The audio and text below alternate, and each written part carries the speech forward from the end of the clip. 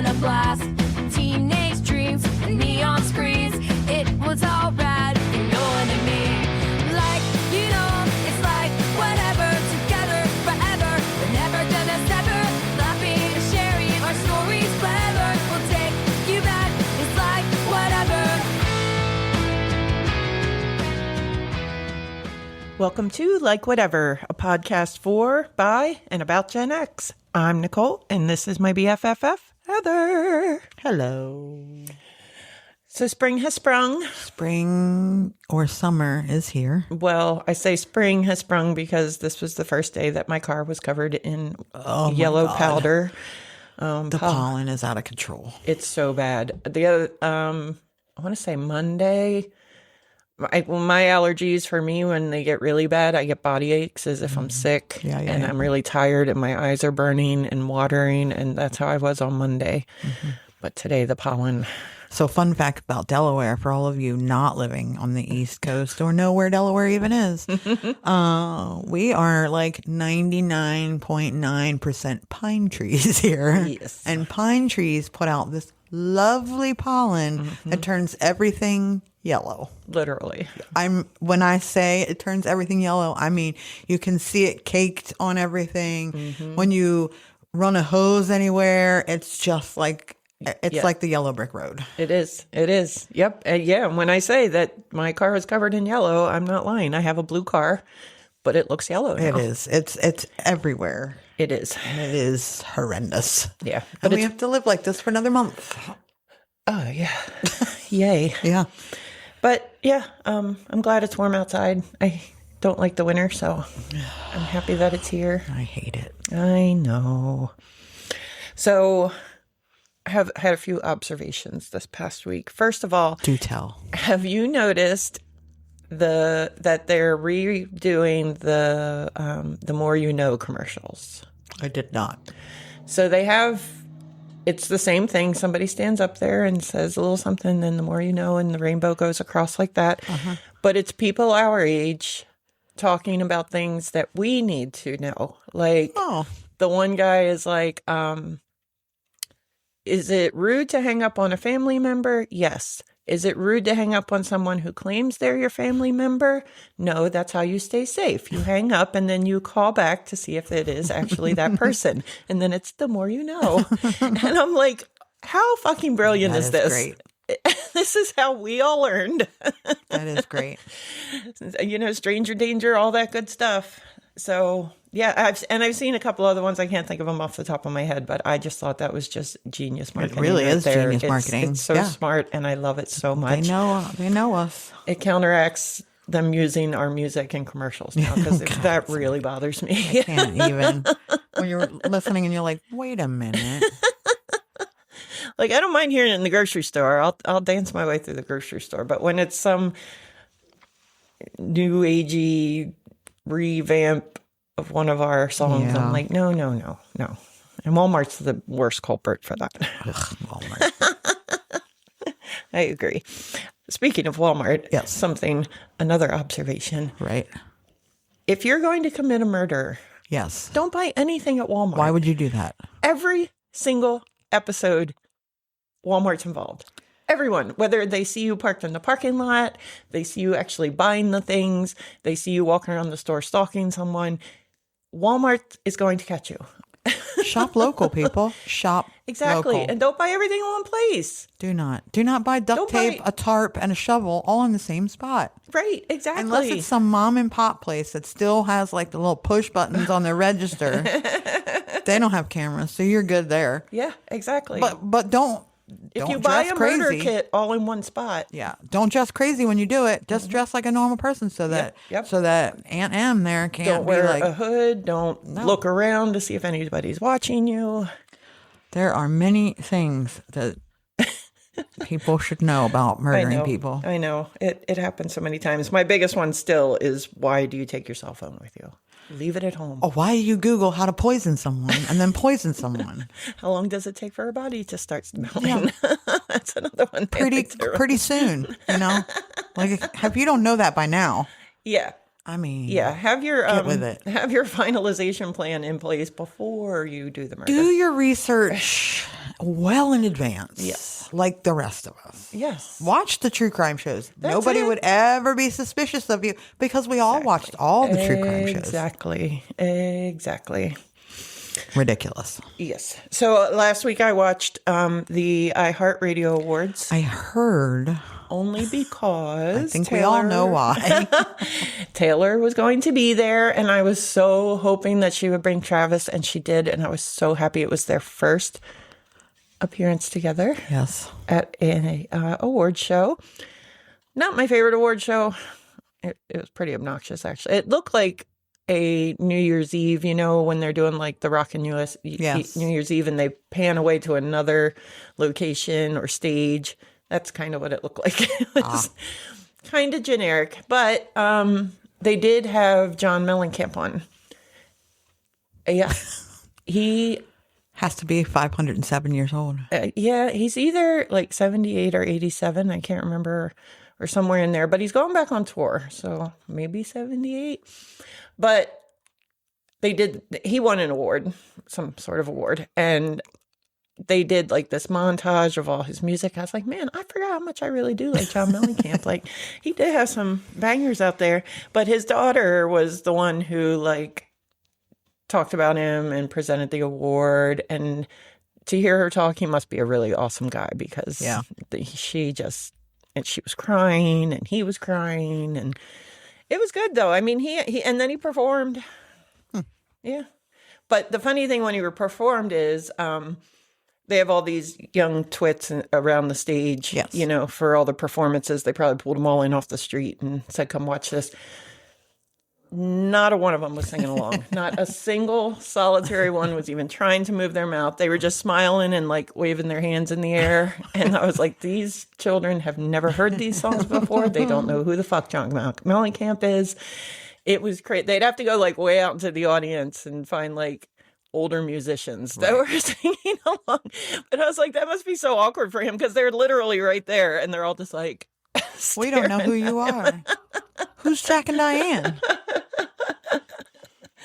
I was like, yeah, that's a really bad look. But yeah, like Luda hosted it. He was all right. And then he won an award, so he performed. It was all right.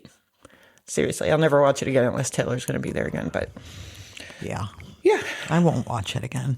No, I didn't even watch it then. The only thing I wanted to talk about is today, Wednesday, April 1st. April Fool's Day. I fucking hate April Fool's Day. I hate too. it. I hate shenanigans. I do too. And the thing I hate most about April Fool's Day is if somebody tries to pull a prank on me, I'm going to be fucking pissed. Yeah. Like, don't fuck with me. Don't tell me my shoe's untied. Don't tell me you're pregnant. I was in a meeting today for a student, and the mom was sitting next to me, and she's like, we got my boss really good last year. Like, we all got to the store or something, I think she said she works at, and one called her and said she was sick and couldn't come in, and somebody else hadn't shown, and she was freaking out and starting to call other stores to try to get help in, and then they were like, April Fools. I'm like, what's funny about that? Like, there's literally nothing funny about that. You caused that poor woman a panic attack first thing in the morning. Like, why do you think that's funny? It's not funny. I know. I'm sorry. I hate to break it to you, but this whole podcast is just a giant joke that I have been playing on you. April Fools. You've just been sitting here for a year and a half talking into a microphone. Well, that was pretty elaborate. I'll give you that. It goes nowhere. It just goes nowhere. Everybody that comments on it, they're all paid. Replying, you've made all these accounts up. And Yep. Sorry. April Fools. Just for this moment in time that I didn't even know we were going to be on a Wednesday, because usually it's a Tuesday, but the last few weeks it's been Wednesdays. Oh, the gods. But see, that's how I planned it. Yeah. Yep. You knew I was going to have a work thing last night and not be able to come here today. A year and a half ago, I spoke to your bosses about this exact day. So do patent free nights and weekends exist? Nope. No? Oh, okay. Sorry. Right. Wow. That's all a figment of your imagination. That's fucking impressive. I couldn't be mad at that if I tried. Yeah. No, but for reals, I hate April Fools. But today they're supposed to be, and a bit skeptical that it's going to happen today, but whatever. I'm optimistic. They're going to shoot a rocket off at 6 something this evening. So those of you listening now will know if it went off today or not. And it is going to the moon. Well, it's going to loop around the moon, but It's going to go to the dark side of the moon, though. I will see you on the dark side of the moon. First woman, first black man to Yes. to orbit the moon. Yes. It's pretty exciting for those of us that are space nerds.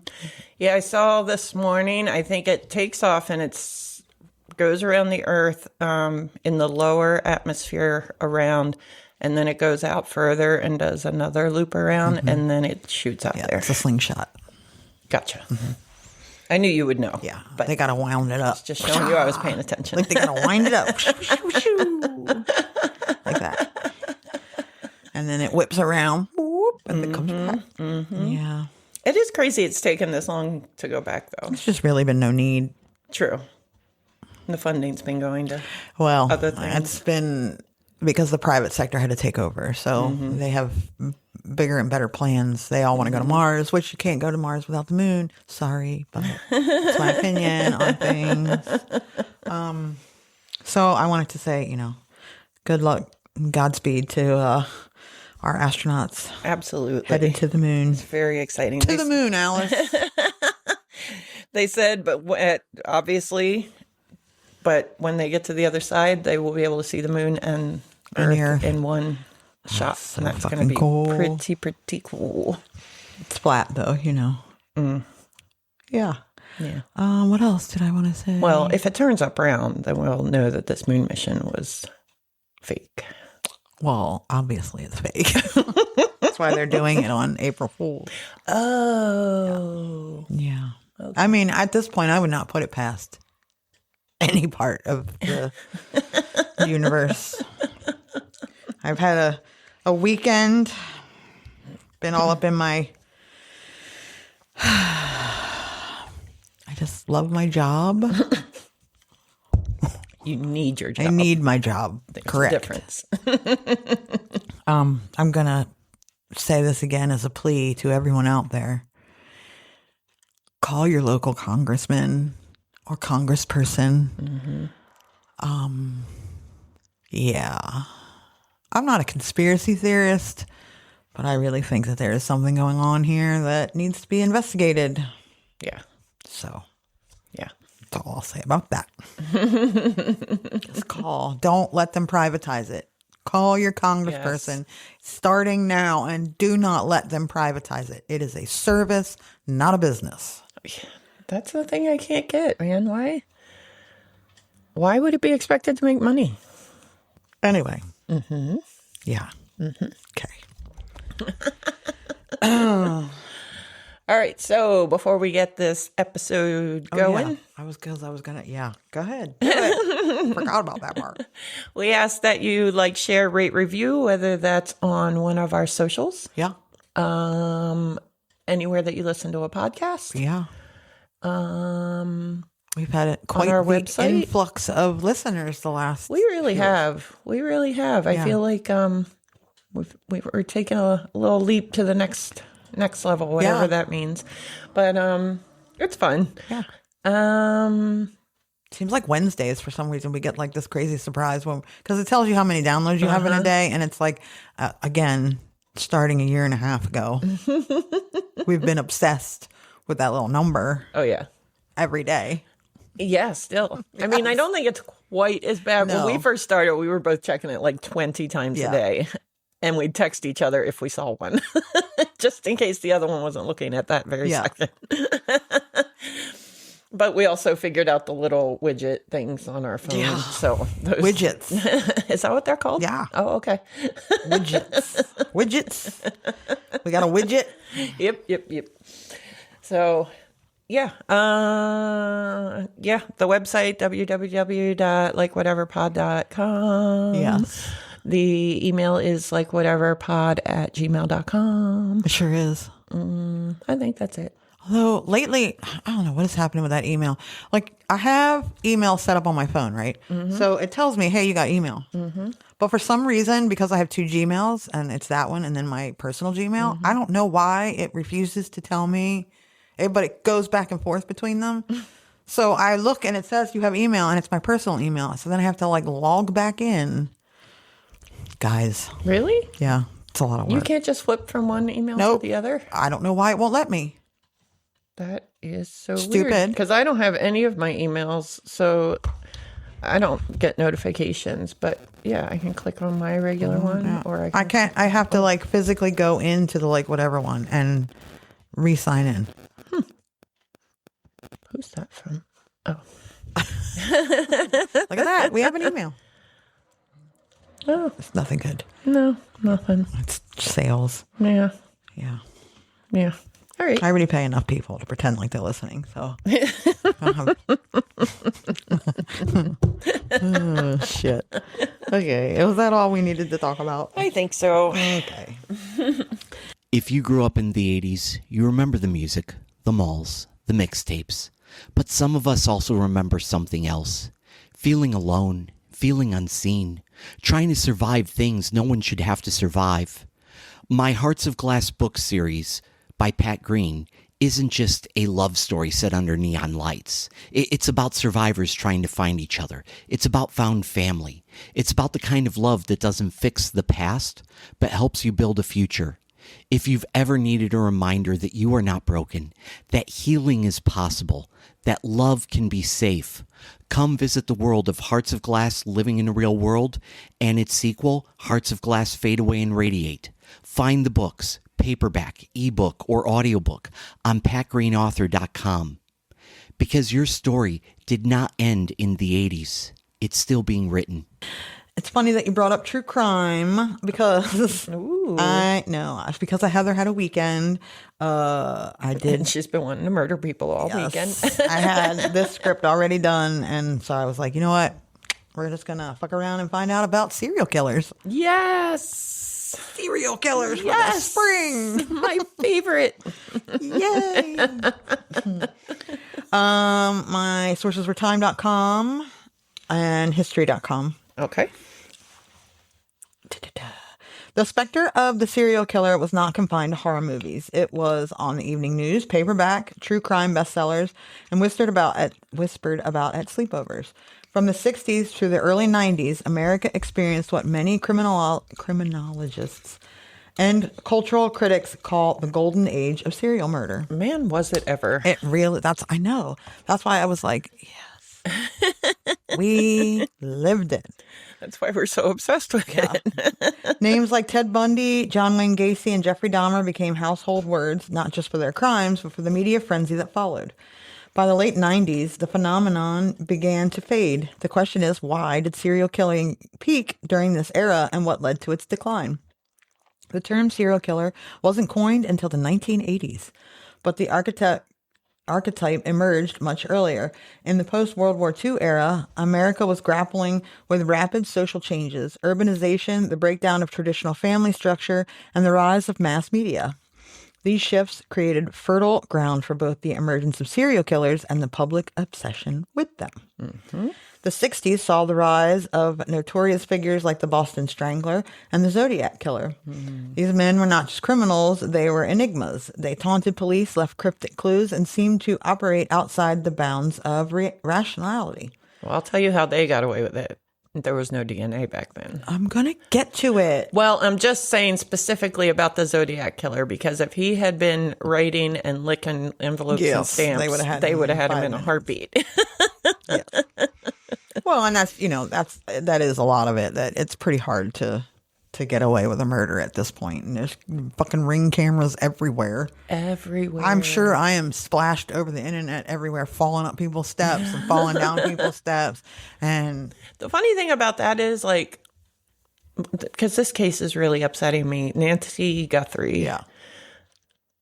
In that nice neighborhood, everybody had nice cameras, and that's all you got is him there, like the day before, walking around, and then something very fishy is happening there. Something very, very fishy, and it's just devastating. Like, Yes. Savannah rips my my heart out every single time. Yeah, something's not right there. Yeah.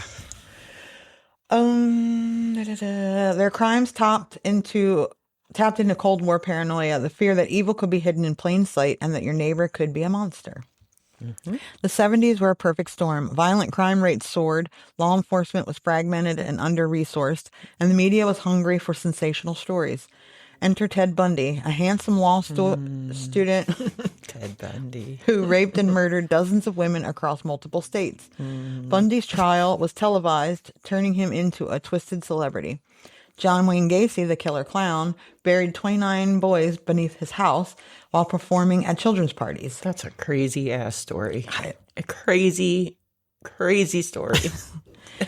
David Berkowitz, the son of Sam, claimed to be possessed by a demon dog. These killers weren't just committing crimes. They were crafting personas, and the media played along, turning them into icons of terror.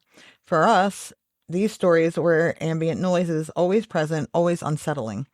Before the widespread use of DNA profiling, law enforcement relied on fingerprints, eyewitness accounts, and confessions. Serial killers exploited these gaps. They moved across jurisdictions, changing methods, and often targeted marginalized victims, sex workers, runaways, and queer youth, whose disappearance were less likely to be investigated thoroughly, also known as the less dead. Since we're here, I want to add in that the Missing or Murdered Indigenous Women, NIWRC.org, or not our daughter.org. Not our daughters.org. So if you wish to flip them a dollar or two. That's a horrible situation too. They are still going missing. It's just unreal. And this thing we're talking about right now reminds me of a murder show I was watching yesterday. Because that's all I watch. That's all there is. But it was nuts. I think it was in the 80s. This lady, she and her husband married at 19. Everything was wonderful. He was a good provider. They had a baby. And then his evil started coming out. And he was beating her and threatening to kill her and pulling guns on her. And one night she was in bed. She heard him come in. She pretended like she was asleep, but she heard him get in the gun cabinet in the living room. So she got up to kind of peek and see what he was doing. So he was going around strategically taking every light bulb out of every light socket, just making the house darker and darker. At that time, her daughter just happened to call her and was like, I don't feel right about something. And she was like, he's going to kill me. I know he's going to kill me right now. And the daughter was like, get out of that house now. Yeah. And so the daughter came and got her. So the woman wants to file a restraining order against him. She goes to court. She has to sit with him in front of a judge and say what's going on. And he had also confessed to his wife that he had murdered his cousin. And he bragged about it to everybody. And she told the judge that. And the judge looked at the guy and he was like, is this true? Are you a murderer? And the guy was like, have you found a body? And the judge looked at her and said, I don't believe a word you said. And sent them home. I'm like, she's sitting there visibly shaking and crying and telling this story. And because he's a little arrogant, the judge is like, meh. Yep. She's lying. It blows my mind. All right. It's yeah. Believe women. Yeah. Also, while we're there, not only just the Indigenous women, again, NIWRC.org and notourdaughters.org, yes. But also the Jane Doe Project. Yes. If you got extra money laying around, I know gas is like $500 million a gallon, but it's not every little bit helps. It's not the missing Indigenous women's fault. They didn't want us fucking here. So we should go back to where we came from. Yeah. Anyhow, the lack of centralized database meant that patterns went unnoticed. Bundy's cross-country spree might have been stopped earlier if police departments had shared information. But in the 70s and early 80s, that infrastructure did not exist. Not only did it not exist, but they were all like, I have information you don't have. Nanny, Yes. boo-boo. Yes. It was a fight over whose jurisdiction it was. Yes, yes. They just could not all get along. They could not. The rise of 24-hour news cycles and tabloid journalism in the 80s turned serial killers into household names. True crime books like Helter Skelter and The Stranger Beside Me became bestsellers. TV specials, documentaries, and even dramatizations fed the public's appetite for horror. The killers became mythologized, less like criminals and more like dark folk heroes. I mean, I know I am weird, so I don't know, but I have always been obsessed with serial killer. Like the whole concept of a serial killer has been fascinating. And I think for me, more, not so much on a, like they kill people, cool, but like the whole, I think I've said this before, the whole psychology of murdering someone so brutally and then just being like, hey, how are you? Like, how's it going? Want to come over? Nice weather, huh? Yeah. Great weather we're having here. I just brutally murdered someone. Yeah, that part is the scary part. Yeah. There's a lot of things that scare me about like serial killers. Like the ones who say once they've picked you, that's it. Yeah. It's you. Yeah. And you have no idea they were there until they're in your bedroom murdering you in your bed. Oh, no, don't murder me. Man. That'd be great. Sorry. That's what I want. If I die by serial killer, you better make sure that is in every obituary that I have everywhere. Yeah. It's going to be the first sentence. She was murdered by a serial killer. She lived the dream. She died loving what she did. Oh, no. Don't kill me, Mr. Serial Killer. That would just be awful. I'd always like to think that obviously it would never happen, but I plan for scenarios of being murdered by a serial killer. So, one, I know that they love the fear. Yes. And I'm like, if you could just stay calm. I think, number one, my problem is I don't make a very good target. You would be able to stay calm. I would seriously be able to handle it like a pro. Yeah. Yeah. And if you start stabbing me, I'm going to be like, I don't know what you're doing, but it's the wrong spot. And I'm trying to sleep. Yeah.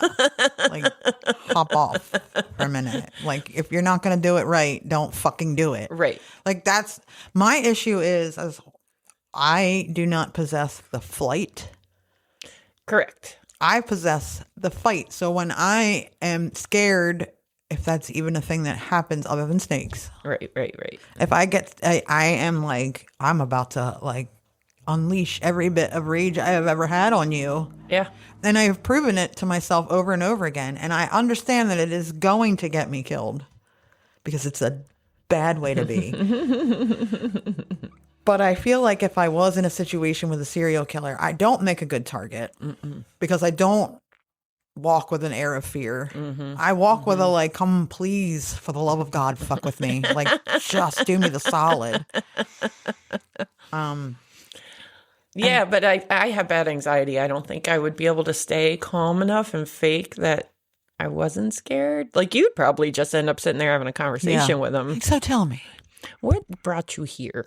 First, did you Google any of this? Because you're going to need to you're going to need to dump your laptop somewhere. In the ocean. In water. Second. Do you have your cell phone on you? Do you know how long it takes to strangle someone? God, it's so long. I get it. You want to watch the light leave my eyes. First, I don't have any light to leave, so. Right. That's what a lot of the murderers say, that strangling takes a lot longer than they thought. That's why a lot of them end up going to some sort of garage. Yeah. Yep. Because it's just, their hands get tired. It's got to be exhausting. And I have bad arthritis. Like, there's no way I could hold somebody's neck for like 4 minutes. And that's just it. Like, I don't know that I would fight you. That's what I mean. I think he would just be like, this one wants to die. Now what do I do? No, Maybe we you should gotta be friends. Like, poking me. No, you have to fight back. Yeah, that's not going to happen. You're going to need to hold that tighter. I can still breathe. You suck at this. God, give it to me. Don't quit your day job. Just let me do it. Oh, gotta fucking do everything around here. You want to get murdered by a serial killer? You got to do it your goddamn self. And don't worry, I'm not going to scratch you and get your DNA under my nails. Nope. I don't have any, number one. Yeah. Number two, I don't want anybody to know. Yeah. So if you're a serial killer listening, I mean, you could try, but I don't think I'd make a very good victim. Yeah. Yeah, me neither. Wink, wink. April Fools, she would. Oh, God. The media saturation didn't just reflect public interest, it shaped it. The more coverage a killer received, the more others sought notoriety. Some experts argue that media attention acted as a feedback loop, encouraging copycats and escalating violence. Mm-hmm. I agree with that, and I don't agree with that. I mean, first, if you're going to be a serial killer, you're going to be a serial killer. That is true. I don't know if I agree with it in this case, but I do agree with it in like school shootings. Yes. Because they used to show the picture and the name, and it was on the news for days and days and days. And now you might hear on the 6 o'clock news, there was a shooting at this school. If anybody died, that's it. They don't show a picture. They don't say who did it. And they don't continue to just keep on talking about it. And I think that is useful because the teenage brain is like, I'm going to be famous because I'm going to be on TV for 5 days. And I do think that there are some serial killers where, yes, that is true. That they were trying to go for the notoriety. Well, the Zodiac killer for sure. I feel like, though, the true, pardon the expression, diehard serial killers, your Dahmers, your Bundys, Gacy. Yeah, live a perfectly normal life. They tried to stay under the radar. I mean, look who they were murdering. And I think, especially with Dahmer, I hold a lot of sympathy for Dahmer. I know. No, I get it. Because Dahmer didn't want to kill. Mm-hmm. He just couldn't help himself. Right. He had to get drunk to do it. Right. He just wanted somebody there. Yeah. He was lonely. He was trying to make slaves, and then they kind of just died. So, right. And then he ate them. And so I get it. Like, that part, not great. It's not a good look. But I almost get him and sympathize with him the most. Should you kill people? No. Right. Is there better ways to make friends? Absolutely. But I sympathize with him because I don't think he wanted to be a killer. Mm-hmm. But I don't think he knew how to stop it. Right. I find myself sympathizing with some people too. And Dahmer was really the first one. Like, I don't remember a time in my life I didn't love Ted Bundy. Right. So whatever age that was, I found out who he was. I've loved him that long. Gacy, of course, has always been around, but Dahmer was the one that really was like, wow, like I could not get enough. That was the 90s too. So yes. It was like we weren't kids anymore. And like the whole like kind of coming out for the gay community was happening. Like it was starting to like erupt a little more. And that was part of that story. And it was just so, I mean, it was cannibalism, which is just gross to me. Like, even if I hear about some ancient 1,000-year-old tribe that eats people, it grosses me out. Here's the funny thing. I'm an extremely picky eater. You are. But I would try people. I probably shouldn't say that. April Fools. No, I've often wondered, like, I feel like they would taste like bear and be really greasy because we eat the same basic things as bear. Mm-hmm, that makes sense. Yeah, and it would depend on the person, how muscular they are. Well, exactly. Like if you're a vegan, you probably taste like cows. Mm-hmm. Mm-hmm. Yeah, exactly. Or pigs. Yeah. Oh, but pigs are omnivores. Yeah. I feel like if you're a vegan, you're going to taste like cow. And if you're a baby, that's veal, baby. That's veal. That is veal for sure. For sure. But I've often wondered, like, and obviously it's a hypothetical you could never answer unless you were in the situation, but if you were adrift in the ocean with 8 people, and as they started dying, you had to eat them. I feel like I could do that over killing a rabbit. I know that sounds horrible, but well, if the human's already dead, It's already dead. Because my thing is, the purpose of eating them is to try to stay alive until you can get rescued. Right. But now when I get rescued, I have to live the rest of my life knowing I ate a human being who's probably my friend if I was. I mean, I give you permission that if we're trapped somewhere that you can eat me. I probably don't taste. Oh, I actually probably taste really good. You probably taste pretty good. Because I'm pretty fatty. So if you cooked me right, like the fat would melt down. Yeah, I probably am pretty tasty. Anyhow. And I eat a lot of sweets. You're muscular too, though. I know. The DNA told me that I am an elite athlete. Oh, shit. My DNA actually did tell me that. It did. It's a total lie. She has the body composition of an elite athlete. It's not true. I don't know, man. You're a postal worker. This shit's hard. There's so much fat over top of it. Oh, we got another lesson. Oh. Anyway, I feel like I would be able to live with the fact that I ate somebody over I murdered a rabbit. Yeah. I would have trouble. I honestly don't think I could do it. I really don't. I don't think I could kill like a bird or an animal or anything. First, I couldn't kill a snake because I couldn't come anywhere near it. Right. I don't even like killing bugs. Yeah. The only bugs that I will kill are mosquitoes if they're biting me because fuck you. You brought that on yourself. You did.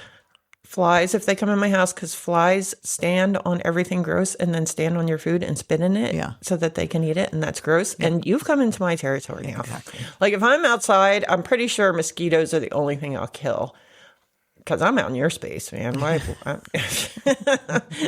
I'm fair game. Yeah, exactly. But if you're a mosquito and I keep swishing you away and you keep coming back, I'm sorry. You brought that on yourself. Yeah, you did. You did. And your bites are itchy. And you were wearing. Look what you were wearing.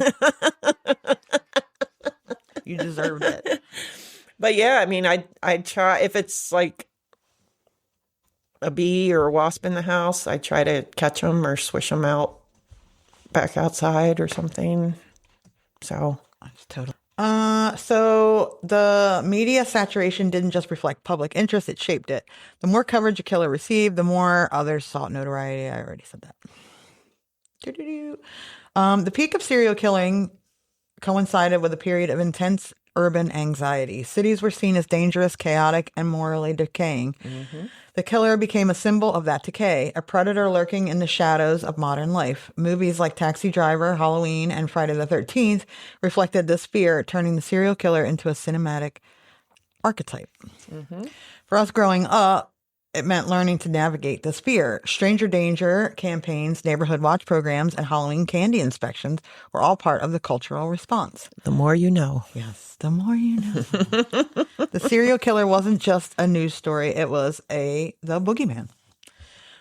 By the late 90s, the tide began to turn. While serial murder hadn't disappeared entirely, its cultural dominance had waned. Several factors contributed to this shift.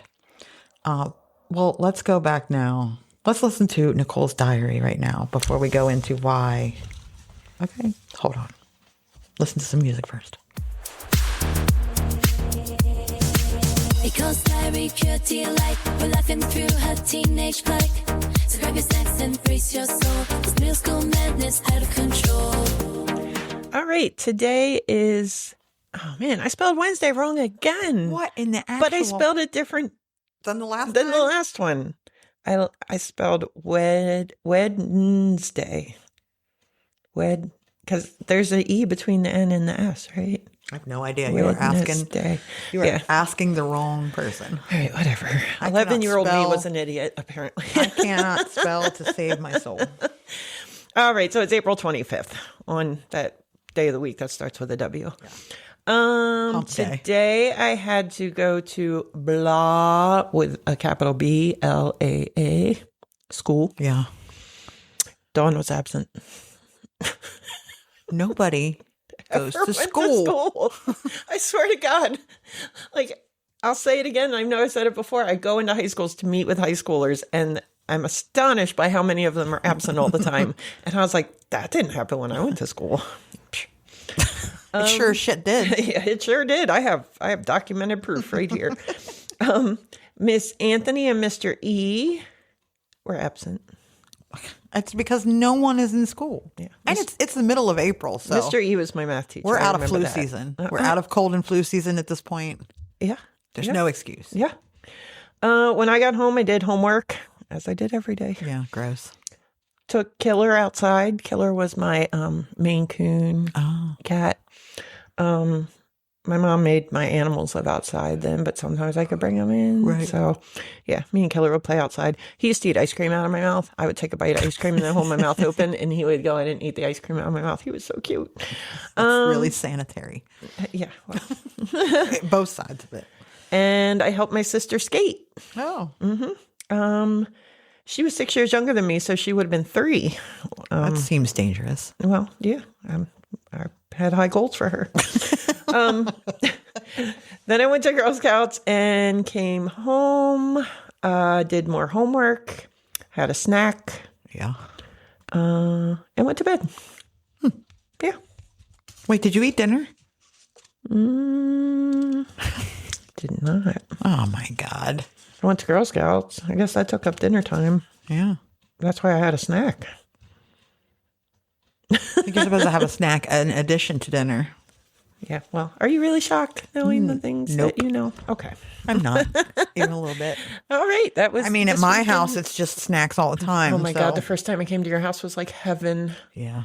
I opened up your pantry and literally like this glow came out and angels went, oh. Look, my dad smokes a lot of pot, so there is a lot of snacks. A lot. And Yes. the best kind. And the name brands. Yeah. Because gosh. you know why, right? Because I would go because she didn't like to go grocery shopping by herself. And I would volunteer because I enjoy grocery shopping, number one. And you number wanted to pick the two, food. I got to pick the food. And because I'm a picky eater and will not eat generic. Yeah.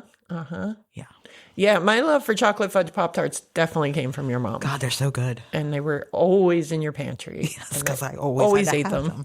And I try not to buy them. I try to buy them like 3 or 4 times a year and space them out because I They're really so could delicious. live off them all the They're time. really good. But hands down, the best Pop-Tart. Absolutely. Yeah. And if you just melt them just a little tiny bit, like you don't cook them all, like I do like a little crispy burn edge sometimes though. I'm not a fan of the burn edge. Yeah, I'm a burnt. Yeah. I like You're a almost burnout. burnt cookies. Weirdo. Dark, really well done English muffins. Oh, I like mine. Like, I like raw things. It's come to my attention. Okay. Like, I can eat eggs. Like, literally, any way you want to make an egg, I can eat it. But, like, my scrambled eggs, I call them, the way I make them for myself, I call them buffet eggs where they're cold and wet. Ugh. I can eat them where they, like, just slide down. Like, I can eat them poached, up, over, anyway. I want my eggs well done. And anytime I get eggs Benedict, because I love eggs Benedict, I get it with scrambled eggs. Which is so That ghetto. defeats the purpose. But I love the hollandaise sauce. Defeats the purpose. Anyway, let's get back to cereal killing. Anywho, yes. Speaking of breakfast, Yes, yes. I'm a big cereal killer myself. I have to have a bowl of cereal every night before dinner. It's a rule. My daughter has cereal every night before bed. Yes. And I have a picture of her at Halloween stabbing a cereal box with a knife. And she's giggling because she said she was a serial killer. I taught her young. Yeah. Well, is that the youngest one? Oh, I was going to say that one. No, surprisingly, it's the other one. You would think it was the youngest. The youngest one. Yeah. Okay. The introduction of DNA profiling in the late 80s revolutionized crime investigations. Suddenly, cold cases could be reopened and suspects could be identified with unprecedented accuracy. Databases like CODIS allowed law enforcement to track patterns and link crimes across jurisdictions. The technological leap made it much harder for serial killers to operate undetected. Many were caught after just a few murders before they could build the kind of mythic status their predecessors enjoyed. The FBI's behavioral science unit popularized, that is not something I can say today, by shows like Mindhunter, developed more sophisticated methods for identifying and tracking serial offenders. Geographic profiling, victimology, and psychological analysis became standard tools. Police departments began sharing data more efficiently, closing the gaps that killers once exploited. And as a side note, as a federal worker, I can have access to federal jobs. Not that I was looking or anything, but there are some jobs that. So when you're a federal employee, you are there's a hierarchy, and it's veterans first, Okay. inter-office, Okay. inter-office moving, whatever Correct. that's called. Yes. Veterans, Advancement. and then federal employees, and then the general public. So you're in a hierarchy so it is easy to hop jobs did not in your know that. same pay level. I did not know that. I did. The problem with a federal job is they can cut off your pay for no good reason sometimes. So So when I was looking at federal jobs, there's a lot of FBI jobs available currently. You have to have an education, which I don't have. Which, by the way, when I was in, I don't know, high school, and you have to take the aptitude tests to see what you could be when you grow up, it was, in fact, a librarian for the FBI.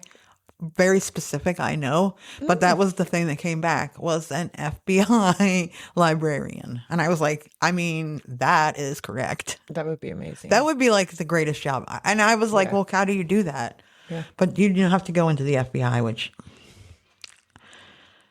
I don't think I would make it. Yeah. Number one, I'm 50 fucking 2 years old. So Yeah. So you mentioned how with the 90s, DNA, communication, technology all started improving. Can you even imagine these poor serial killers back in like the 60s and 70s? And now they've lived their whole lives. I know. And they're just like, nobody's ever going to know. I know. And then they start seeing on the news, oh, we arrested this guy because we still had DNA from 1971 on him. And they're like, oh, shit. It's crazy because you'll either see it on the news or I see it in a lot of the murder shows that I watch. These men are like 80 years old. Well, like what, the Green River Killer? Yeah, exactly. And they're like, Or no, Golden State Killer. That's right. Yeah, I was kind of disappointed in who that was. Yeah. I don't know. I Well, thought it would be more glamorous. Did you know that they also found out who Jack the Ripper was? I have heard. Is That's it not right? For sure? Pretty for sure. Okay. Pretty for sure. Yeah. I mean, I don't think they could ever be 100%. Well, I know that I heard something like a month or so ago. I haven't But I checked with also MLS. heard it with all the other theories because there's like 100 theories of who it is. One of them is one of my favorite serial killers. They think one of the theories is that it was H.H. Holmes. It's not, because he was never in London at the same time, but H.H. Holmes. Yeah. My favorite serial killer. Yep. I mean, they all have their value, but He's my favorite. Yeah. I mean, I like John Wayne Gacy also, just because of the whole clown thing. yeah. Yeah. Modern. How about I go with, he's my favorite modern serial Okay. killer. Okay. And my old timey is H.H. Holmes. Yeah. Okay. Works. Now we got that out of the way. I know. We were worried that I wouldn't know what my old timey serial killer was. Some criminologists argue that the nature of violent crime has changed. Mass shootings, domestic terrorism, and organized crime have taken center stage. The lone predator has been replaced by the spree killer, the incel extremist, the radicalized shooter. These crimes are often more public, more chaotic, and harder to predict. In a way, the serial killer's decline reflects a shift in societal fears. We're less afraid of the quiet neighbor with a secret and more afraid of the angry stranger with a gun. So I don't know if I go into, there's a lot in this that I'm probably going to have to, because anyway. So the difference between a serial killer is there is a cooling off period. You have to kill, I think it's 2 or more. Yes. And there has to be a Which I think cooling- is lame. Yeah. I think 2 is too Too few. Yeah. There has to be a cooling off period. Yes. A spree killer just goes out and just spree kills all at once. Yep. And then what was the other one? Mass murder. Mass murderer Right. is They're all trying to get as many as they can all at one once. time. Yeah. And I would like to beg to differ. And then there's family annihilators yes. that I did not bring up because that's a whole nother. A whole nother. Can of worms. We'll do another one on that someday. But it does. I mean, the 70s, 60s, 70s, 80s were definitely Yes. the high point for the serial killers. But I don't necessarily agree that it's declined. Because I watch a lot of shows where a lot of people have killed a lot of people. And the thing of it now is it's not, it has changed in the fact that it's not so public. These are people that live out in the middle of nowhere, Yeah. have a job, like work in construction. There's one currently working in like Louisiana right now. Works in like somewhere where there's desert around somewhere. Like I see a lot of shows where there are people going around and some of it is random. They're just going and ripping screens and going in. And so, I mean, I guess it's not necessarily correct to say that it's not declined, but they are for sure still out there. Yeah. They just have to stay a lot more hidden now than they used to back in the day. I don't think we're going to, although the Long Island killer, he's pretty stereotypical 70s. Yeah. He had a wife and kids and a job and was a very respected businessman. And he was out picking up prostitutes and taking them out to the beach and killing them. Yeah. Well, and I think that's the other thing. Because we know about all of these serial killers and we know where they operated at this point, but the sheer amount of the unhoused population and the not dead, the less dead, with human trafficking and what have you. I mean, at this point, I don't want to sound crass, but you can pretty much DoorDash a victim at this point. Oh, yeah, for sure. So you don't even need to leave your house Yeah. to be a serial killer. I'm not going to lie. The place where I stay, my roommate typically just leaves everything unlocked, which is not my thing. Yeah. And her address is. But if I get like a food delivery or I'm outside in the evening and there's not a lot of people in the neighborhood I'm in. It's pretty isolated, but I'll lock the doors at night. Yeah. I'm like, especially if I'm sitting watching my murder shows. And once in a while, my roommate, I usually try to go around and unlock them all in the morning, but sometimes I forget and she gets there and I'm like, oh shit, I'm sorry. I got freaked out last night and I locked the door. And she just looks at me like, why? And I'm like, I will never sleep with windows open and unlocked. That's how they get in, man. See, I've always been the opposite. It up until living in this apartment, it was a struggle to remember to lock the door. Well, see, and I mean, when in the house I grew up, we didn't even have a key. When they moved out, they had to tell the people who bought their house, we don't even have a key to the house. So, well, my mom actually leaves her house unlocked too, but her theory is if they want to get in, they're going to get in anyway. I disagree with that because there are people that go around checking for unlocked doors. That's true. Or open windows. That's true. And if that's not unlocked, then they'll just move to the next one. Who was it? It was the one that was traveling across the country that said if your door was unlocked and that meant you just were red. That was the sign. Yep. There's no sign of entry. There's nothing. It's just easy peasy. So at least if I get murdered, they really wanted to come in the house and get me. By the 2000s, the serial killer trope had been thoroughly mined by pop culture. Shows like Dexter, Criminal Minds, and American Horror Story turned murder into entertainment. The shock value diminished. The killers became caricatures, their crimes stylized and sanitized. For younger generations, serial killers are less real and more fiction. The emotional impact that haunted Gen X, those grainy news reports, those missing kids on milk cartons, has faded. For us, the serial killer era left a deep imprint. It shaped how we think about safety, identity, and evil. It taught us that monsters don't wear masks. They wear suits, drive Volkswagens, and live next door. It also gave us a strange kind of resilience. We learned to navigate fear, to question authority, and to seek truth in chaos. The serial killer was a symbol of everything that could go wrong, and surviving that era made us skeptical, savvy, and emotionally complex. Even today, the fascination lingers. True crime podcasts, documentaries, and TikTok sleuths keep the stories alive. But for Gen X, it's not just entertainment, it's memory. It's a feeling of watching the news and wondering if the killer was in your town. The emotional residue of growing up in a world where evil felt personal. The rise and the fall of serial killers is more than a crime trend. It's a cultural arc. It reflects our fear in the media. Today, the serial killer has been replaced by new threats and new monsters. We still flinch at the sound of the basement door creaking. I never had a basement. I live at the beach. We don't have basements. Too much water. So why did this is why it's going to take me forever. Why was the 70s saw a notable rise in serial killers across the United States? This decade stands out as a dark period in criminal history with many infamous murders active. The number of documented serial killers spiked significantly from 1970 to 1999. Changes in society, such as an increase in drug use and the hippie movement, created opportunity for predators. Damn hippies. Yeah. The aftermath of World War II also played a role, with some veterans struggling to readjust to civilian life, which was also Vietnam. And that was Vietnam, was the whole vanning. If you want to check out vanning life, listen to Dragon's Dream. Yes. Law enforcement faced challenges in catching killers due to limited technology.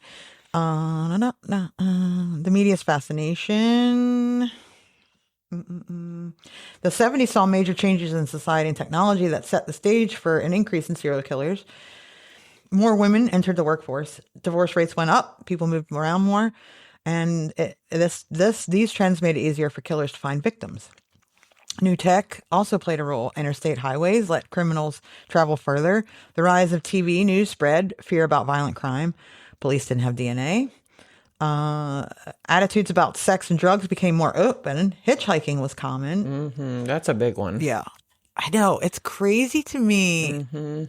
Like, I remember seeing people hitchhiking all the time when we were kids. Oh, yeah. When I was 16, a friend of mine, she's female, she was driving back roads because that's where we live. And she had picked up a male hitchhiker. And shortly into the ride, he started, I think he touched her leg or something, and she pulled over and told him to get out. And thank God he did. Yeah. But my mind was blown. I was like, why on earth would you have picked him up? But she was trying to be nice. She thought she was doing somebody a favor. See, it's harder to get nowadays. Also, I mean, back then you had so many options. If you had, look, I would love to get a serial killer in my car. I have been like begging for someone to try and hijack my car. I should probably get a better car. Yeah. If you want it. I think Toyota Camry is the most stolen. Yeah. So you need should one of those. get one of those. Yeah.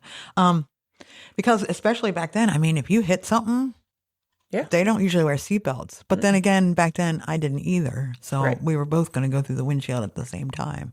But that's what fun fact, everybody. If you're getting carjacked, take a curve at like fast as you can and just plow into a post or something, because that person did not put their seatbelt on and they are going through your windshield. Yeah, you might break your legs, but you'll still be not murdered. And you can just sit there while they're hanging out your windshield and be like, ha ha ha, how now? Who's the murderer now? Good luck. You see my phone? I'm not calling 911. No. Yeah. Wait till you take your last breath and I'm going to sit here and watch. I should not say these things. April Fools. The 60s shaped the next decade in key ways. The Vietnam War left many veterans with trauma. Some turned violent. Anti-establishment feelings from the 60s carried into the 70s. This made people less trusting of authority. Serial killers took advantage of this mindset. The hippie movement promoted free love. Drug use became more widespread, and these trends created vulnerable targets for predators. Social norms were changing fast. The upheaval may have affected unstable individuals. It possibly pushed some towards violence. No, I think if you're a serial killer, you're going gonna to be a serial serial kill. I mean, you're not going to go your whole life like, man, I'd have this urge, but it's just not right. I'm not going to do it. Maybe tomorrow. Serial killers often share certain traits and backgrounds. See, the problem is I have so much about serial killers living inside of me that I just was like, this is going to be a 4-hour episode. Let's buckle up, kids. These factors shape their psychology and influence their choice of victims. Many serial killers have a history of childhood trauma, abuse, neglect, or unstable homes. Home lives can lead to mental health issues. They may include anxiety, depression, or personality disorders. Some killers show signs of psychopathy. They lack they lack empathy and feel no guilt for their crimes. Others have narcissistic traits or struggle with impulse control. Brain differences might play a role too. Some studies suggest serial killers may have abnormal brain structures. This could affect their behavior and decision making. And I think we all know, unless you don't, most serial killers got a bump to the noggin. Mm-hmm. So I'm going to go on a limb and guess CTE is a problem. Yeah, but I feel like it's definitely in your DNA to be a serial killer. Sure. Because some of them didn't, they had shitty childhoods, but nothing really remarkable. And then there are people who have had absolutely insanely awful childhoods and they don't grow up and kill people. So I think it is in your brain. It's the same way that I feel about pedophiles. I think the death penalty should be for more than murder. Agreed. Because if you are a pedophile, you can't change. I learned that in college. I think there's a 2% cure rate, and that's probably being generous. So if you know for a fact, and there have been people who have said in prison, I will do this to children again when you let me out. But their sentence is up, so they let them out. Yeah. So, they are a harm to society. And anyway, I'm on my soapbox, but yeah. Serial killers are often young men, typically start their crimes in their 20s or 30s. Women can be serial killers too, but it is less common. Mm-hmm. Victims are usually chosen based on vulnerability. Young women are frequent targets. There are some really great female serial killers, though, not just Eileen Warnos. There is it's a family in Wisconsin, and I can't think of her name right off the top of my head. Belle Gunnis. Oh, yeah, look her up. She's pretty cool. Not really, but I mean they are like women are. Bitches be tripping, man. Like other groups at risk include sex workers, runaways, elderly people, and children. Some killers pick victims who remind them of someone from their past or choose based on opportunity or specific traits. Killers may have a type they prefer, but their victim selection can also evolve over time. Mm-hmm. The 70s saw... so we don't need to probably go into... I went into, Ted Bundy killed 30 women. Known for his charm and good looks. He escaped custody twice before his final arrest in 1978. John Wayne Gacy murdered 33 young men, which they are still IDing his victims now. I think it was maybe a year ago they identified another one of his victims. Wow. Yeah. He was worked as a clown at children's parties and buried many victims under his house. Mm-hmm. He ran out of room. Yeah.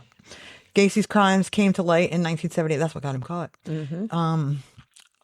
Both men were executed for their crimes, Bundy in 89 and Gacy in 94. Their cases highlighted the need for better communications between law enforcement agents. The Zodiac killer terrorized Northern California in the late 60s and 70s. He killed at least 5 people, but claimed to have murdered 37. The killer sent taunting letters and complex ciphers to the press. His identity remains unknown today. The Hillside Strangler turned out to be 2 men, cousins, Kenneth Bianchi and Angelo Bueno. They killed 10 young women in Los Angeles in 77 to 78.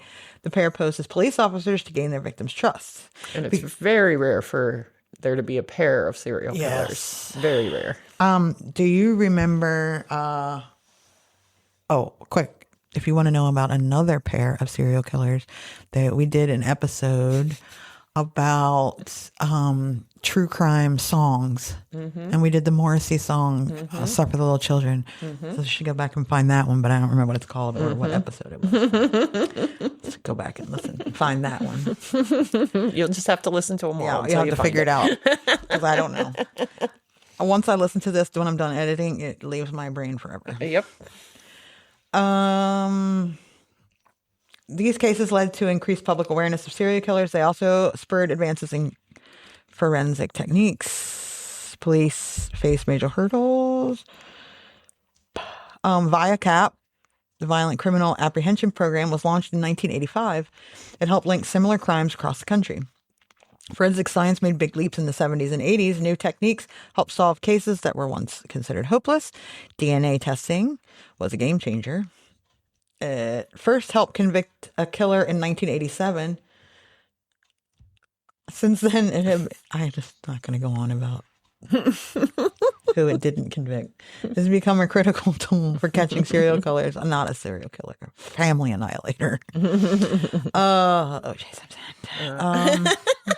Ballistic database. Other advances included improved fingerprint analysis. Ballistic databases, blood spatter, which is now a junk science. Blood spatter is now considered a junk science. Wow, that must be really upsetting to blood spatter Analysts. investigate. Yeah. Fiber analysts. These tools raised the homicide clearance rates. They also help solve old cases, bringing justice to victims' families years later. The rise of serial killers in the 70s left a lasting mark on American society. Television played a big role in spreading news, like America's Most Wanted, brought these crimes into people's homes and led to a boom in true crime stories. Books about serial killers became very popular. Writers like Harold Schechter wrote detailed accounts of famous cases. These books helped create a new genre of literature. Movies and TV shows started featuring more serial killer characters. The trend continued for decades, with shows like Dexter becoming hits. The idea of random violent crime scared many people. It made them feel less safe in their own neighborhoods. Some changed their daily habits out of fear. People became more aware of personal safety. They started locking doors and watching their surroundings. Parents became more protective of their children. I fall into everything you just said. Yeah. The language people used to talk about crime changed. The terms like serial killer entered everyday speech. Many viewed the 70s as a time when violence increased. The perception lasted long after the decade ended, shaping how people thought about crimes and safety. I did that. Role of technology, computer databases, better cameras and video tools, cell phone records. Number one mistake. I watched one the other day. Sorry, real quick. This is a real quick story. The lady drove to the lady's house she was going to kill, like somewhere far away. Shut off her phone when she got there. Stupid. Went and killed her and drove back home and then turned her phone back on. Leave your phone at home. Yeah. Go buy a burner. Yeah, that's my whole thing. They're like $15. That's you. That's me. I thought that was me. The Murder Accountability Project tracks unsolved murders. It uses computer programs to find patterns. This helps spot serial killers and that cops might miss. Police can now link murders across different areas. It makes it harder for killers to avoid being caught. Digital records make it easy to study crime trends. Experts can look at a lot of cases. The 70s and 80s saw a surge in serial killers. I'm calling the golden age. Nearly 770 serial killers were active in the U.S. during the 80s. Damn. The number stayed high in the 90s with about 670 active killers. Wow. But a big change came after 2000. The rate fell below 400 in the early 2000s. And by 2016, there were just over 100 known serial killers. All right. Well, I stand corrected. The reason for the decline are complex, less hitchhiking, societal changes, DNA cameras, cell phones. Yeah, I mean, a lot of them had histories and nobody had any way to look them up back then. Now, if you're dating a guy and he seems a little weird, you can Google his ass and be like, oh, no. Yeah. Profilers looked at patterns. The techniques the DNA that helped catch the Golden State Killer, like family DNA. Yep. That's what I'm talking about. Serial killer era led to tougher sentencing laws in many states. Some reinstated the death penalty, while others added life without parole for multiple murders. Parole policies became stricter for violent offenders, partly due to cases where released killers committed new crimes. Victim advocacy groups gained strength. They pushed for better support services and changes to the justice system. So the golden age also had a golden era or golden area, the Pacific Northwest. The nickname, after all, is America's killing fields. Theories about how and why the area produced a disproportionate amount of murders. I knew this was in there. Psychopaths, among them Ted Bundy, the Hillside Strangler, Green River, I-5 Killer. Have included everything from Eisenhower's 1954 hitchhiker happy interstate highway system to post-World War II child abuse by traumatized soldiers to sensationalized media coverage. Any or all above have contributed to the era's serial killing surge, as some less obvious explanations like poisonous chemicals, specifically lead, copper, and arsenic that leached into the air from industrial smelters. That's what I was going to say. It was in the water somewhere. ASARCO in Tacoma, Washington, for example, regularly reduced a cloud of lead and arsenic that floated down as a white ash that killed pets and eroded paint off cars. Imagine what kind of effects that was having on pregnant women and the babies inside them. The air was literally the color of lead, and the pungent aroma of Tacoma lingers to this day. Killers Gary Ridgway, Israel Keyes, and Ted Bundy all lived nearby. So too did Pulitzer Prize. Ted. I know. Prize winner writer Caroline Fraser, just 7 years old and merely miles away during Bundy's 74 summer murder spree. In her new investigative book, Murderland, Crime and Bloodlust in the Time of Serial Killers, she thoroughly explores the so-called lead crime hypothesis, a theory that circulated first with academics before entering the mainstream in the early 2010s.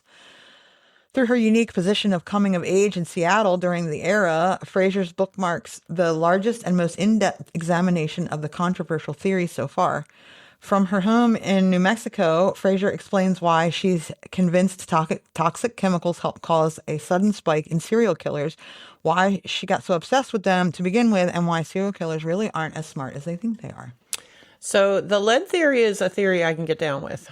Yes. Because that's science. And that is what they made paint out of back then. Yes. So pretty much every house gas had was leaded. lead, right? And then 90s, they decided lead was bad. Yep.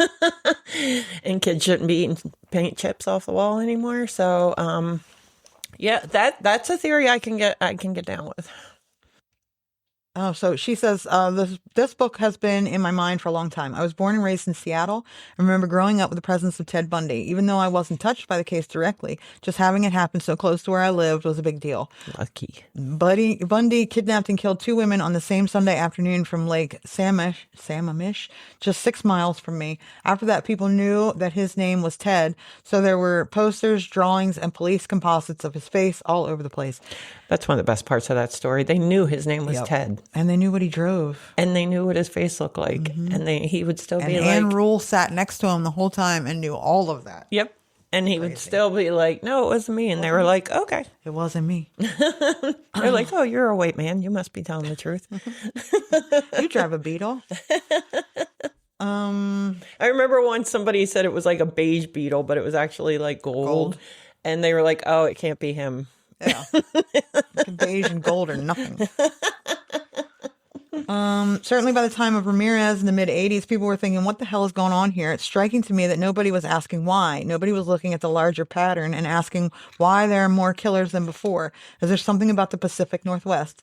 The FBI was presenting themselves as the experts, but they weren't explaining anything about the phenomenon. Serial killers have always been with us in some fashion, but certainly not in those numbers. many theories. So they asked her, how did she arrive at hers? I figure it's got to be a combination of things, first of all, and all kinds of things can make a serial killer. Physical and sexual abuse was the leading theory of FBI profilers for a long time. A lot of these guys grew up in a very, very poor environments. They often have a missing father or an abusive father, or they didn't know who their father was at all, which they blame their mothers for. As we learn more about the brain, we thinking more about the effects of concussions and brain damage. Some people think forceps by doctors delivering babies in the 50s caused brain damage in infants. Certain And what vitamin was that deficiencies. shot that women were getting where they had that little scar on That was their... not polio. but No, it was thalidomide was the medication that they were putting in, yeah. and that was causing birth defects. Yes. And that was the time these people would have been being born, because I think it was the 50s and 60s they were doing that. certain vitamin deficiencies when you're in utero or an infant can produce real deficits in terms of your brain development. The lead crime hypothesis posits a direct correlation between crime and lead. During the post-war period, an enormous amount of lead was in the air from mainly two sources: leaded gas, which everybody used for decades, and heavy industrial like smelting. People are still debating the numbers, but it pretty well accepted that now that between 20 and 50% of the sharp rise in the crime in the 80s and 90s is attributed to lead. You've sold me. We know I'm going to tell the whole world that's what happened. We know lead causes aggression. We know lead damages the brain in developing children. I don't think anybody thinks lead isn't at least a factor.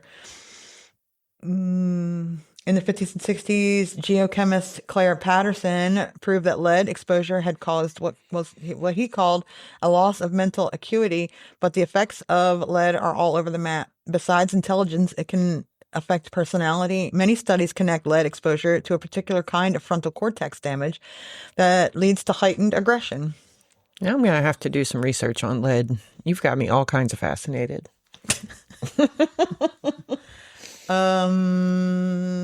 While it's true there were smelters all over the country, Tacoma is particularly interesting because its smelter sits right in the middle of the city. All the emissions were being spread over not just Tacoma, but the entire Pacific Northwest in this plume that was up to 1,000 square miles. They measured it all the way up to British Columbia. Crime was up in all of America, but it was up in Washington state by almost 30%, 3 times the national average. That said, and this is one of the reasons she focused on him, a lot of the idea about the Northwest Pacific comes right from Bundy. He was early in the phenomenon. He eventually talked a lot to the point that he was mythologized, almost glamorized. The media described him as terrific looking and Kennedy-esque. I agree. Serial killers care a lot about their reputations and are known to have obsessions with one another. And they don't want anybody else getting credit for their work either. No. Israel Keyes, for example, was a big fan of Ted Bundy. I'm trying to paint a very different portrait of Bundy than very attractive genius. In part by the Hannibal Lecter phenomenon, there's this idea that serial killers are fiendishly clever, smarter than anybody else. That's really not true. The truth is, we build these people up in our minds. We have an idea of what they like and the power they have. Then, when they're finally unveiled, they're these sad, pathetic losers. The public should see that, but would any of these make someone taking up serial killing in the first place? Well, I think a lot of them are narcissists. So, of course, they're going to create a persona about themselves that make them seem so awesome. I mean, they're not all like that. Like, I don't think Jeffrey Dahmer was a narcissist, but definitely Ted Bundy. Yeah. I think Gacy was definitely. Yeah, there's a number of them that are narcissistic. So I'm almost done, guys. And this is fascinating. A paragraph and a half. These crimes are all sexual in nature, and something has happened that makes them sexually excited by violence and terrorizing their victims. The prevalence of necrophilia during this period is very weird. It all points to something that has gone wrong with the wiring of the brain. Yeah, necrophilia is a whole different beast, I think. Yeah. America's serial killer database counted, as I said, 669 serial killers in the 90s, 371 in the 2000s, and 117 in the 2010s. Get on it, guys. Come on. A police officer will probably tell you that we're better at catching them now because of increased resources given to police departments. Proponents of mass incarcerations will tell you they're in jail earlier and longer. Certainly forensic evidence, specifically DNA, makes identifying serial killers far easier than before, as does technology and video surveillance. But much like cars that we have built that are safer to drive, we've also improved health outcomes to build better humans. Pregnant mothers take prenatal vitamins, and we raise our children very differently, and mental health services have greatly improved. Thanks largely to American football. We better understand the connection between repeated blows to the head and later degradation of cognitive increased aggression. I'm surprised I don't have CTE as much as I got smacked upside the head as a I kid. know, it's the herd. Toxic chemicals, including lead, were phased out and banned, and then the crime rate took its largest plunge in recorded history. I don't think serial killers are going anywhere as much as we didn't grow them to begin with. That was amazing. And scene. No, but seriously, like, because Very the psychology passionate about psychology. you are, and the psychology and the science behind anything to do with humans is what fascinates me. That's why I love these shows so much. I love to see what's going on in their brain, what makes people work. That's why I got my degree in psychology. Yes. Like, I am fascinated with it. And you just really hit on a lot of things. And man, this lead thing's really got me thinking. I mean, there are a lot of crime has gone down all the way around. Mm-hmm. You know, violent crimes have gone down. Obviously, no one thing is the factor so much as it is a mix of everything together. That is true. There are things that I don't buy into. Like, I don't think because you were in Vietnam that you became a serial killer when you came home. No. You don't have that in you. You may kill because your brain's broken now because you were forced to do things that you didn't want to do. But I don't know. Maybe I have a different definition of a serial killer. Like, killing two people is not a serial killer. I agree. So I'm talking about Bundy, the Gacy, famous ones. Yeah. I think a lot of it is, you know, of course times have changed, and of course it is harder to commit multiple. Well, DNA alone. DNA, the cameras everywhere. Yes. Are we catching them earlier? True. Are we catching these kids? True. When they're torturing animals as young. Unfortunately, no, we are not. I mean, you hear so many times with these school shootings that it has been reported by other students that this kid has either threatened to bring a gun or has had a gun, and the parents are buying guns for these kids, knowing, and on their social media, they're posting that they want to blow up a school like that. I'm so glad that father just got prosecuted and sent to jail for buying his son a semi-automatic when his son was writing on social media that he was going to go to his school and kill people, and then he did. And that, I mean, there you have it again. Are we catching them younger? And by I mean, are we catching them younger? Are they catching themselves younger? Exactly. Are they going into a school, shooting up Right. the school, and then shooting themselves? And the problem with everything everywhere is there are not enough resources. People don't get paid enough money for the jobs that they do. There are not enough positions in those jobs to be able to, I mean, I just said that, you know, the schools knew that this kid was a threat, but they've also got 1,000 other students they have to worry about in the day. And they probably hear that threatening things from other kids too, and nothing ever happens. But I don't know. I don't know how to fix it. I mean, the thing of it to me is, back when we were kids, it was stranger danger. I mean, stranger danger, blah, blah, blah, blah, blah. You know, that was you're going to end up on a milk carton, da, da, da. Yep. Well, today, their stranger danger is active shooter drills. Yeah. So maybe the crime is happening in a different way. It's just changed. It's changed because of the societal change. Because you couldn't go if you were Ted Bundy. You can't go on the internet and be like, "Hey, I'm going to go to this sorority house and kill everyone in it," and everybody's like, "No, don't do that," or whatever. Right. You're so cool, or whatever. Now you can say, "Hey, I'm going to go into the school. I'm going to shoot it up," and if nobody stops you, And everybody's like, he's attention seeking. then you're going to go do it. And then you kill yourself because you Right, don't want to and get in trouble. That's the sad thing, Instead too. of moving like these, I don't want to say that the lone serial killer is I just feel like the crime has changed the situation. Like, I agree with that. serial killers have moved into being spree killers. Yeah. It's much more. And human trafficking, too, I think has really kind of taken over a lot of Yes. things. I mean, that's my big fear. My youngest went to Puerto Rico a few months ago, and the night before she left, I was like, do not leave your boyfriend's side when you are out and about in town. I was like, I don't care if you guys had a fight. I don't care if you're drunk. I don't care what's going on. Do not leave his side. Because you know how I was. Get drunk and wander off somewhere. Yes. To go I take a do. nap. Yeah, and I just picture her walking off a beach bar somewhere and going in the sand because she's pissed off at him because she's drunk.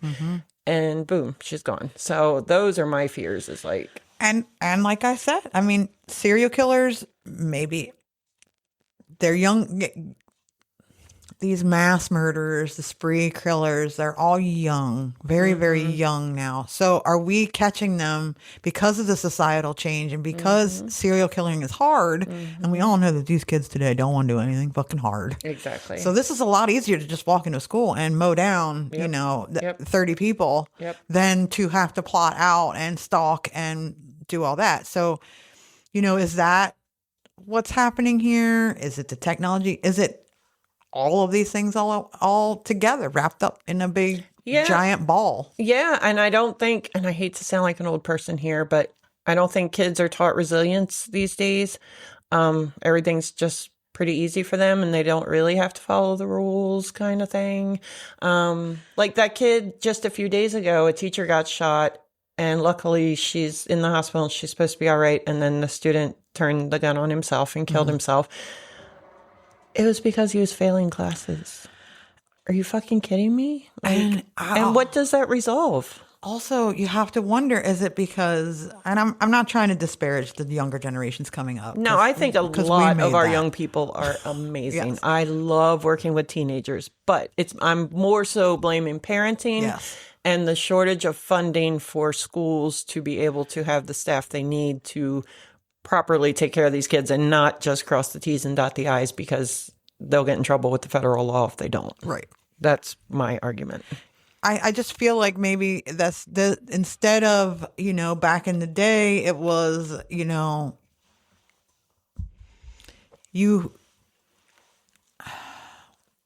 back when Ted Bundy was doing his thing, you had to work and keep a family because that's what you were supposed to do. Exactly. You don't have to do that now. Now you can be a lone person on the internet all the time and then just hating the world and hating the world and hating the world and hating the world. And that translates into, but instead of doing it over, 10 years and, letting out the rage here and there and letting out the rage here and there, you go big and you do it all, you shoot your load. Yeah, it is information overload. I mean, you can go on the internet and find as many people as you want that feel strongly as you do. And you know how, I mean, it's the group mentality. Yeah. But you used to have to be in person for that. Yeah. You used to have to be together and then kind of rise up and create something. Now you can get online, get fucking furious, and then Find 100 other people that are just as pissed off as you. exactly. And then you're the hero, you think, going out there and Doing killing some Jewish people or shooting up a school or burning down a black church. You think these people that are your people are going to see you as this hero. Whereas It's if you're Ted, all so twisted. Ted Bundy, you can't go online and be like, hey, I would like to kill, Yeah. 30-some people. No. Or John Wayne Gacy, hey, I'm a clown and I like to kill people. And Like, back then, too, men didn't have to explain to anybody where they were. No. Their wives didn't ask why they came home late or where they were going at 9 o'clock at night. You took care of the house, and that's what you did. So they could come and go kill, come home, go to bed. Easy peasy. Nobody... And we have cleaned up the environment mostly, a lot. There's not as much, toxic shit. And, let's be honest. It was nothing for women to smoke while they were pregnant, to drink while they were pregnant. Absolutely. To do whatever the fuck else they were doing, Yeah. Crock pots, spewing, toxic chemicals. Remember when it was into a the air? big deal that women ate hot dogs when they were pregnant? That When can't I be got good for you. pregnant, that was kind of like an old thing. Like, you shouldn't eat hot dogs. Oh. Yeah. I ate whatever the fuck I wanted when I was pregnant. But prenatal vitamins and, Going to the doctor. services so that people are not growing up in the poverty that a lot of these some of these serial killers. I don't know. I think it's like a conglomeration. It's of a whole bunch of yeah. things. Yeah, you're making a whole lot of sense. Yeah, but I blame lead. I'm stuck on that. You can blame lead. It's am. all lead's fault. I am. Okay. Damn lead. Anyway, that's my serial killers. Thank you so much. I didn't mean to go on for an hour and a half, guys. That was so so much fun. And with all the serial killer stuff that's out there, I felt like this was unique information and conversation. Thank you. You know what I mean? Like, yeah. Because so many times, like, I will watch anything and I'll be like, oh, yeah, I've seen that I've seen this story 1,000 times, but I'm going to watch this version of it anyway. But, yeah. but yeah, you did an awesome job. Thank you. Currently, I'm on this Nazi, I'm on a Holocaust. I watched Schindler's List last night. My ex went through a Nazi thing for a while. It's a lot. Yeah. And just like Walmart is in all the killer stuff, the Nazis were into everything. Yeah. If you watch any American history show, the Nazis will come up. I promise you at some time. I'll tell you, if you really want to hear a great rundown, so my favorite podcast, Last Podcast on the Left, they started, was it this year? Yeah, last year. Some point last year, they decided that they were going to do the Mount Rushmore of evil. And their first one, they did, I don't remember how many parts was, but it was a lot on Himmler. Fucking fascinating. Because you hear the Hitler, but Himmler was really the one that was pulling the strings there. So I really urge you to listen to their I forget how many parts it is, but it is very well researched. Marcus does a Hitler was phenomenal an job. idiot. Yeah. Much like someone else that we know. Yeah. But yeah, so all that, again, the psychology of it. Like, why do you want, so what? So now you have more countries. Who fucking cares? Yeah. Like, who cares? Yep. I will never, ever be able to wrap my head around that. Well, we're living it. Yeah. Oh, you know what? It's almost time for that rocket. Oh. What time is it? Well, we better get done and get you out of All here right. so that you can go home and... Stare at a countdown. Yeah. Thanks for listening, everybody. Thank you all so much. Thanks for indulging my serial killer. Samesies. You can like, share, rate, review. Uh-huh. You can find us where you listen to podcasts. Yep. On all of the things. Mm-hmm. You can follow us on all the socials at Like Whatever Pod. Please do. We have a website. We do. There's some W's, like whatever pod and a .com. You can send us an email about what factor you think is what has led to the decline in serial killers. Please share it. Fascinating topic that we'd love to hear your It opinion. really is. To likewhateverpod@gmail.com or don't like whatever. Whatever. Bye.